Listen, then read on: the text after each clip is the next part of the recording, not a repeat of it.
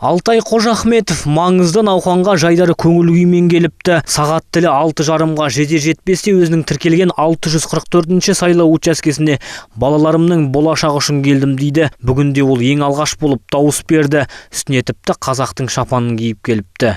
Ылғайына сағат 7 болмай 5:30-нан тұрып дайындалып келеміз. Ал солтүстік Қазақстан облысының әкімі Ерік Сұлтанов Петропавлдағы өзінің сайлау учаскесіне жұбайымен бірге келді. Кімге дауыс бергенін айтпаса да, жерлестерін маңызды науқан барысында белсенді болуға шақырды. Нөмірі 644-ші сайлау учаскесі маңызды науқан басталған 1 сағаттың ішінде 100-ге жуық адамды қабылдап үлгерді. Солардың қатарында тура сағат 9-дан қалмай келген облыс әкімі Ерік Сұлтанов барлығын мерекемен құттықтады. Тамаша көңіл күйіміз бәріміздің елдің, облыстың, халықтың, біздің айтып өткендей, халық жоғарғы деңгейде сайлау учаскелеріне келіп, бүгін дауысын береді деп ойлаймын.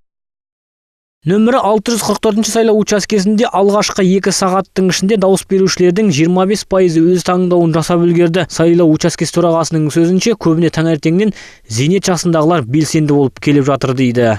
Избирательный участок 644 открылся в 6 часов по закону. В 7 часов у нас мы открыли голосование.